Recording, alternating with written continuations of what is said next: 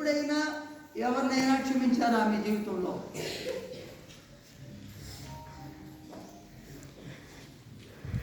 అమ్మ క్షమించుంటుంది, నాన్న క్షమించుంటారు చాలాసార్లు మిమ్మల్ని.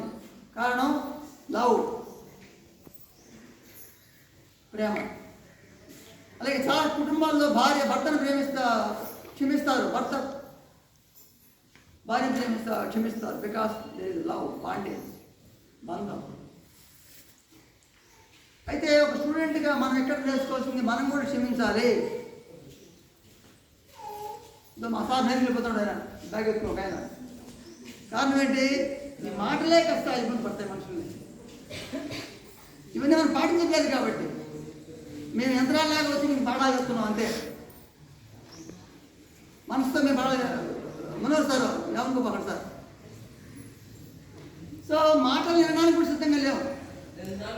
ఒక బాయ్ రాశాడు ఒక మాట, ఏంటంటే మంచి వారితో స్నేహం రాతి మీద గీత వలె ఉంటుంది. రాతి మీద అన్నాడు.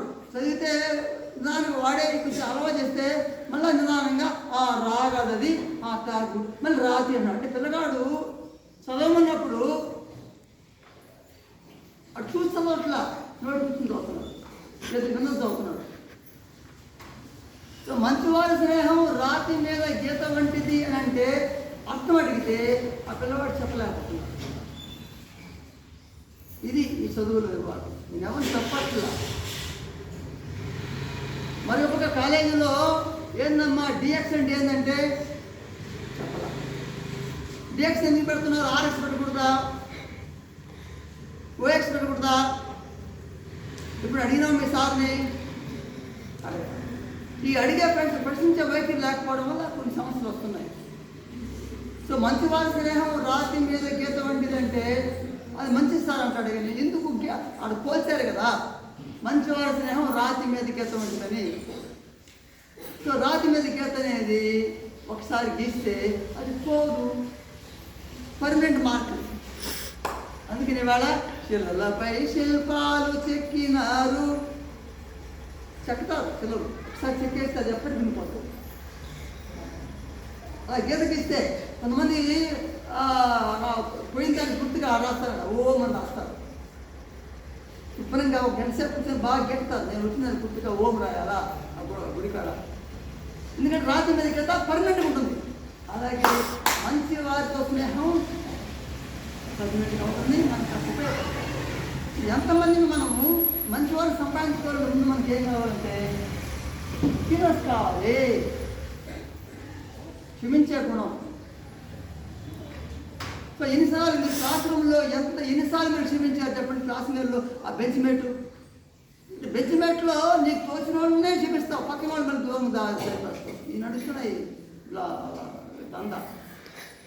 అంటే అర్థమేంటి? నువ్వు కేవలం నీకు పరిచయం ఉన్న ఒక స్టూడెంట్తో కూర్చుంటావు, వాళ్ళు ఏదైనా నువ్వు చదువుకుంటావు. బట్ కొత్త వాళ్ళతో బట్టి నువ్వు చదువుకోవు, క్షమించు. అక్కడ కూడా మన దొంగ ఆట. ఇది మనం మార్చుకుంటే బాగుంటుంది. ఓకే, నీకు తెలిసిన స్టూడెంట్స్ తోటి నువ్వు క్షమిస్తే okay. At the same time తెలియని వాడు కూడా పొరపాటు చేసినప్పుడు క్షమించగలడు, గొప్ప విషయము. దానికి మనం ప్రయత్నించాలా? నువ్వేం చేయగల జస్ట్ క్షమించిస్తాడు. అదే నువ్వు తీసుకున్న ప్రతీకారం ఉంటుంది. మంచితనం, రివెంజ్ అంటే ప్రతీకారము. ఉమా నన్ను వచ్చేసింది గట్టిగా. అప్పుడు ఏం చేయాలి? ఉమా మేడం వచ్చినా సరే నేనేం చేయాలి? కంట్రోల్ చేసుకోవాలి. నేను మా చిత్ర మేడం ఒకసారి వచ్చినప్పుడు ఆమె బాగా కోపడ్డప్పుడు ఒక్కసారి పైకి కూర్చొని 2 minutes మెడిటేషన్ చేయమని చెప్తారు. She is my student, feel I love her, అది వేరే చాప్టర్. 2-3 నిమిషాలు కూర్చొని ధ్యానం చేస్తుంటే అద్భుతాలు జరుగుతాయేమో. ఆ కోపం, ఆ ఆదుర్త, టెన్షన్స్ మనం చేయలేవు. క్షమించాలి మేడం, వేరే చదవగాక మాట్లాడుతున్నా. ఆలోచన చేయండి, టైం అవుతుంది. ప్రశాంతంగా బతకాల్సిన మనము ఆ ప్రశాంతత నువ్వు అనుభవించడం వస్తుంది. ప్రశాంతత కావాలంటే చుట్టూ ఉన్న వాళ్ళ పట్ల ఫర్గివ్నెస్ భావం పెంచుకోండి.